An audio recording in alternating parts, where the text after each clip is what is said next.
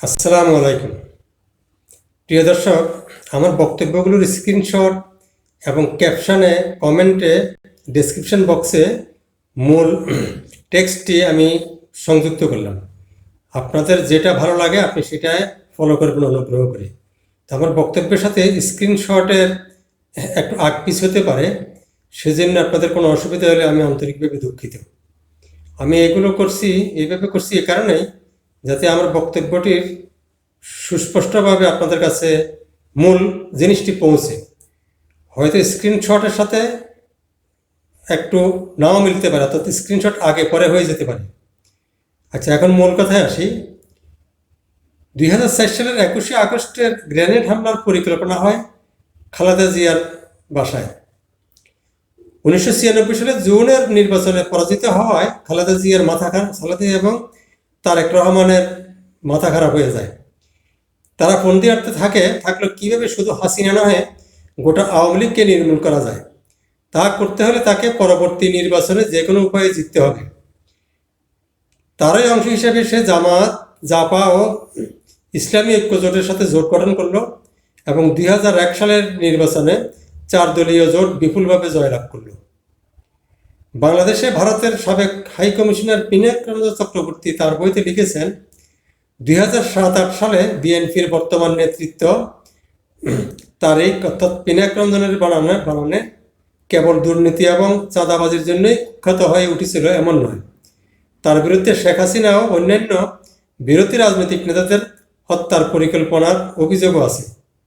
এ কাজে সে ইসলামী জঙ্গি ও আফগানিস্তান ফেরত জিহাদিদের কাজে লাগিয়েছিল। চক্রবর্তী 2024, এটি প্রকাশিত হয় প্রথম আলো। বাংলাদেশের নির্বাচন নিয়ে ভারতের অবস্থান কি, তারিখ 8-11-2025 সালে। আসলে শেখ হাসিনা ও আওয়ামী লীগের শীর্ষ নেতাদের হত্যা করে আওয়ামী লীগকে নির্মূল করার চূড়ান্ত পরিকল্পনা হয় 1999 সালের 30শে নভেম্বর তৎকালীন বিরোধী দলীয় নেত্রী খালেদা জিয়ার মিন্টু রোডস্থ সরকারি বাসভবনে। সেদিনের সভায় উপস্থিত ছিলেন মেজর অবসরপ্রাপ্ত মঞ্জুর কাদের, এরশাদের প্রতিমন্ত্রী ও বিএনপির সংসদ সদস্য ছিলেন।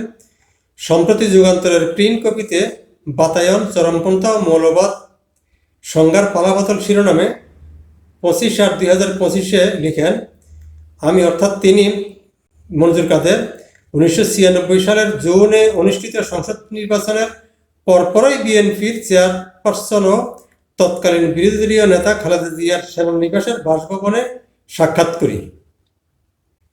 দীর্ঘ আলোচনার সময় আমি অর্থাৎ মঞ্জুর কাদের মতামত দিই, ফ্রন্ট গঠন করা ছাড়া আওয়ামী লীগকে রাস্তায় এবং নির্বাচনে মোকাবিলা করা সম্ভব হবে না।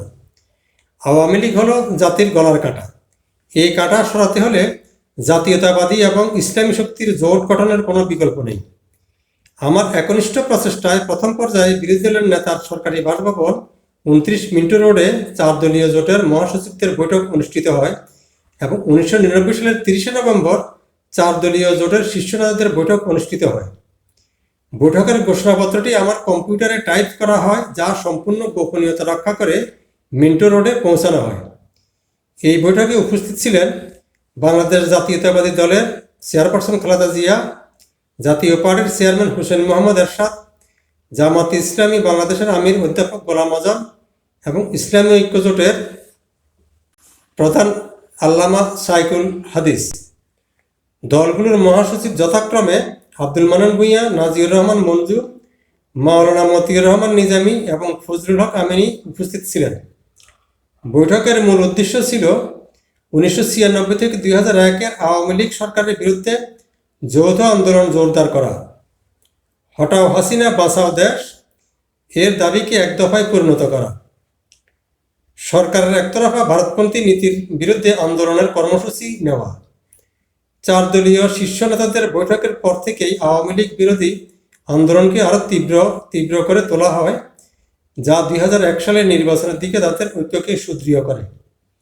আধিপত্যবাদী শক্তির ষড়যন্ত্রের মুখে কিছুদিন পরেই জাতীয় পার্টির একটি অংশ এরশাদের নেতৃত্বে দল থেকে বের হয়ে যায়। মহাসচিব নাজিউর রহমান মঞ্জু জোটে থেকে যান।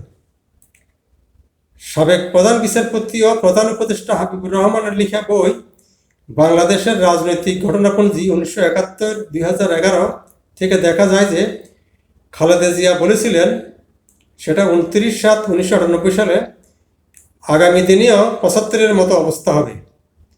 75-এ যেমন কেউ চোখের পানি ফেলেনি, এটা পৃষ্ঠা 109। একই পুস্তকে দেখা যায় যে গোলাম আজম বলেছিল এটা 13/7/1999। আওয়ামী লীগের কখনোই স্বাভাবিক পতন হয় না, প্রধানমন্ত্রীর পিতারও অস্বাভাবিক পতন হয়েছে, তারও একই অবস্থা হবে, এটা পৃষ্ঠা 115।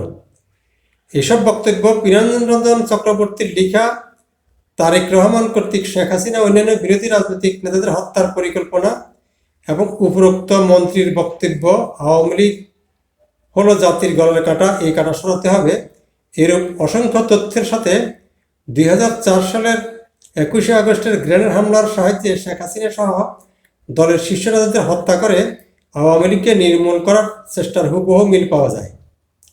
এতে এটাই প্রমাণিত হয় যে 2004 সালের 21শে আগস্টের গ্রেনেড হামলার পরিকল্পনা হয় খালেদা জিয়ার বাসায়। শেখ হাসিনা সহ দলের শীর্ষ নেতাদের হত্যা করে আওয়ামী লীগকে নির্মূল করা হবে, এই উচ্ছ্বাসে খালেদা ও গোলাম আজম প্রকাশ্যে তা বলেই ফেলেছিল।